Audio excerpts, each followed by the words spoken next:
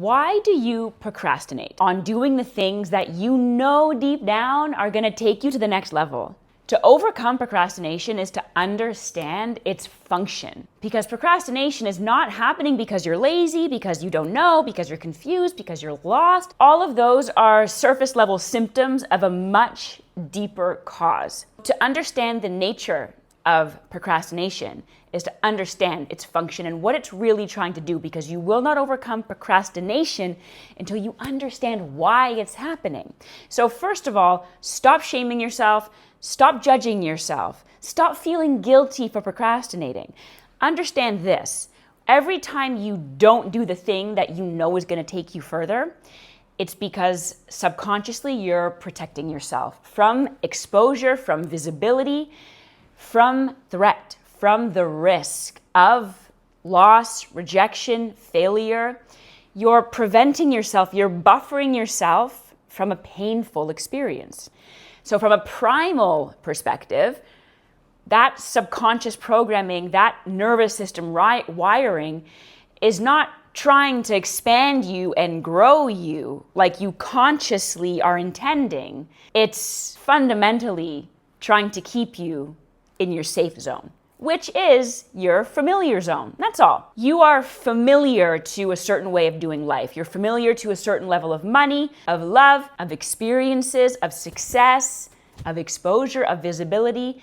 And anything that threatens that familiar zone will be perceived deep down, subconsciously, as a risk to your survival, even though we both know that that's not actually the case. You expanding into greater amounts of money, of love, of success, of health, of vitality, of experiences is not threatening your life, but it is threatening the systems and structures that you have formed your identity around. Get what I'm saying? So procrastinating is keeping you in your old identity, which is safe and familiar to your subconscious mind and your nervous system. So the procrastination is happening to prevent you, keep you safe, from the next level. So your desire, take a moment now and call up your desire. What do you want? Why are you watching this video? You want more money, you want more healing, you want more health, you want more success, more clients, more business, more experiences.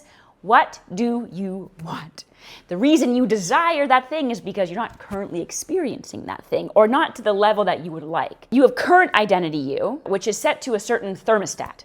There's climate control in your being, and that climate control likes to stay there. But the second you start to turn up the heat, that's when the alarm bells go off and things happen to prevent you. And one of those things that happens is procrastination. Every time you go to sit down and do that thing, you end up walking away to go do something else, or you pick up the phone, or you scroll on, you scroll on Instagram, or you turn on Netflix, or you just leave and go socialize, or do anything but the thing that's actually going to help you take your life to the next level. The first step in overcoming procrastination is understand its function. It's not happening for any other reason other than to keep you safe, because your nature is to expand. Your soul, your light, your being, however you identify this inner thing that's inside of you, this spark, it wants to expand like the universe, and it wants to experience itself in your 3D realm. And your 3D realm, essentially, this is what manifestation is going to mirror back to you what's happening in here. And currently, what's mirroring back to you is your current identity. So your money, your love, your relationships, your success, your business, wherever, the state of things in your 3D reality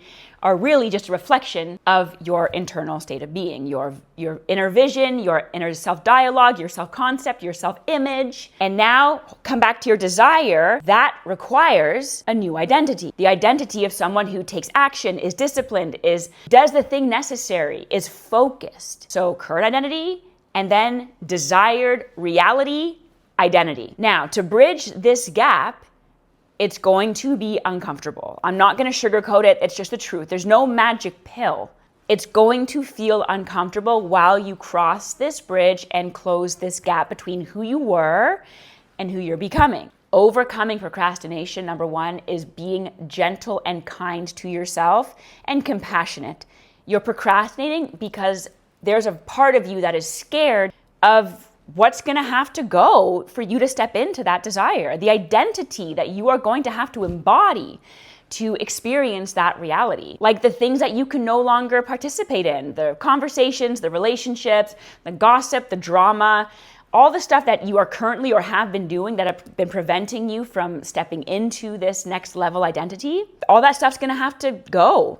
All the habits that you've probably been engaging with for maybe decades, they're gonna have to change. You're gonna have to pick up new habits. You're gonna have to let go of old habits, new behaviors, which are linked to your new beliefs, who you're going to need to become to experience that desire. More disciplined, more consistent, more persistent, more focused, less distracted, more aligned.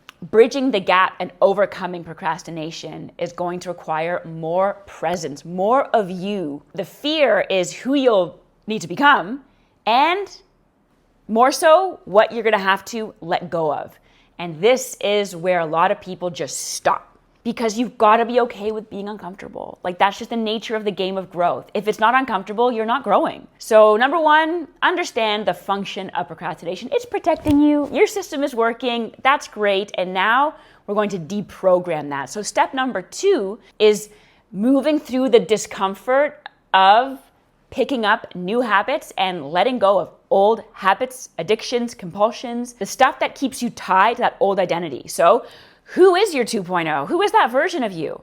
What are their thoughts, habits, behaviors? How do they move? How do they act? And then step number three is embodying that person. Like your 2.0 version is not sitting and mindlessly on Instagram all day long scrolling and watching other people's dream lives. They are creating their own dream life. That 2.0 version of you is not going out every night to distract themselves from sitting down and taking some time just to simply focus their mind. They care more about their desires and what they're here to experience and expand into than they do about like just being a part of the party or like hanging out and socializing every night. They believe in themselves. They believe in their dream. They believe they are worthy and they act like they're worthy. They believe in their abundance and they act like they're abundant. They are taking their vision seriously.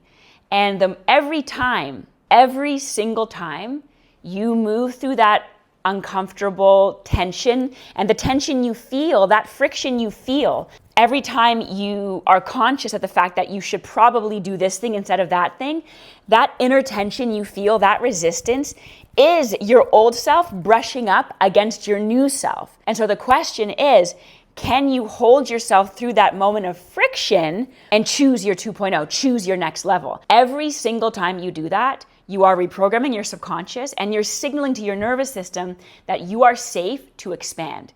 But every time you succumb to that friction and default to old programming, you reinforce the old program. So let's do a little recap. Overcoming procrastination for good is number one, understand its primal function in your life to protect you. Number two, in order to close the gap, you've got to go through that moment of discomfort where the old self is calling you and the new self is calling you. And you have to choose very wisely how you want to think, feel, and act in those moments.